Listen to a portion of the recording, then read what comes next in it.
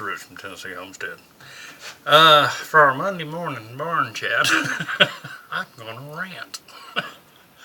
I had a young guy, said he was in his mid 30s, and the old boy was telling me that, I didn't understand the hardships of a young family starting out on a homestead. Uh, I got let's see, I was apparently either drawing a pension or a retirement program or Social Security or whatever, you know. And I kind of got a kick out of it, to be honest with you. And I know I'm going to tick this guy off something fierce. But here's my advice back to you, sir. One, if I left anybody the impression that we're some type of big time farming operation rolling in dough, which I really don't think I have, I sincerely apologize, because we're just a small family farm doing what we got to do just to make ends meet. And sometimes, boy, you got to do some real pulling and tugging to make those ends meet. Okay? As far as government retirements and stuff of this nature, that's how I make my money. Wrong, buckwheat. I don't know what else to tell you. I don't want my grandchildren paying me a monthly check. And that's what's happening right now. So no, sir, I don't draw Social Security, retirement, pensions, any of that sort of stuff. Matter of fact, any pensions I had is sunk into what you see around you.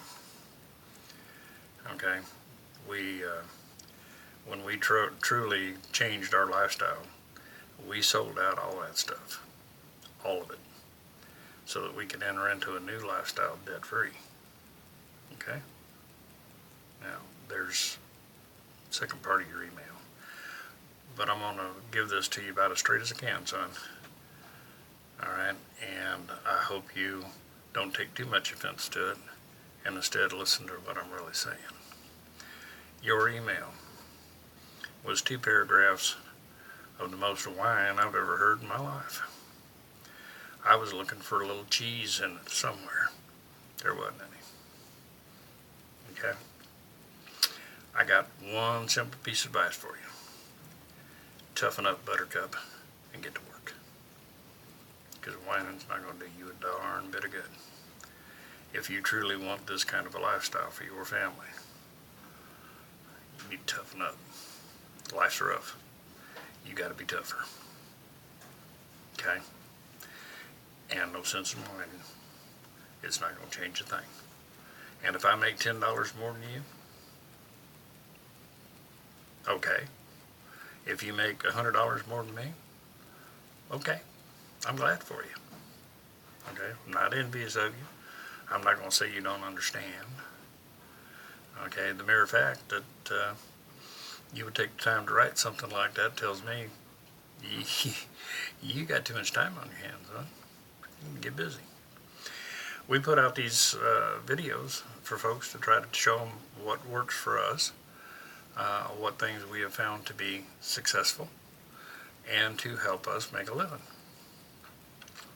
We will also be sharing things that didn't work. Okay? As we try different things that falls on their face, you're going to get to see the failure. And I'm not too proud to tell you when I screw something up. It happens. But I'm also not going to whine to you about it. It's what happens out here.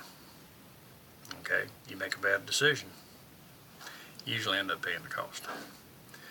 So, I don't know what else to tell you, boy. You got a family to take care of. And if you want to take care of them with this type of a lifestyle, you're going to have to get with it. My family right now is in a situation where no matter what comes down the pike, we'll probably survive. We'll have food. We may be reading by kerosene lamp, but we'll be able to see. We may have to pump our water out of the well by hand, but we'll be able to do that too, because we're preparing for those kind of things. We want to be self-sufficient. What do you want to be? It sounds to me like you you really want to be in an urban setting and you got drug into the country and you're not liking it much. Well, it's time to sit down and have a discussion with your family. You tear up my trough out there, I'm going to come out there and kick your big black butt. Sorry, a run-amok calf who thinks it's a lot of fun to trash the trough. Anyway, get positive. You know, Hank Williams Jr. put out a song years and years back about a country boy can survive, or country folk can survive. And let me tell you the big secret, okay? It's not what they own, it's what they know. Skills. And if you don't like what you're doing, and you don't think it's a way you want to be, you're not going to be working extra hard developing those skills that you're going to need. But let me tell you something. If that job disappears, lights go out, okay, there isn't any more grocery stores to run to, and you don't have the money to go to them even if it did, you better have the skill set to survive or your family's going to go hungry. And there's only one person you're going to be able to blame for that, and that's not going to be me or anybody out here on YouTube telling you beautiful stories. It's going to be you. You're responsible. Take care of your family. And if you're not planning to take care of your family, you might want to sell that place and put it in a long-term retirement account and get yourself on back into the city because you don't have the right attitude to survive. Okay? Trust me, in a different life, you know, I trained a lot of the fellows that are running around out here taking care of this country how to survive.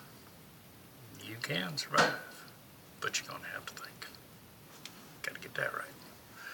And I can tell by that email, son, that you ain't got that. So, to the rest of yous out there, I've ranted at him long enough. To the rest of yous out there, it is a mindset. Skills, they're so important.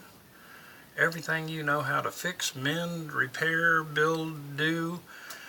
And if you don't know, you need to go out and I always call them the how-tos. How to fix this, how to fix that, how to do this, how to do that. If you don't know, you want to learn because it's going to eventually fall on you. You know, and then try to live your life on your homestead in the what-if mode. What if there's no longer that second income? What if we don't have power? What if, you know, our garden fails?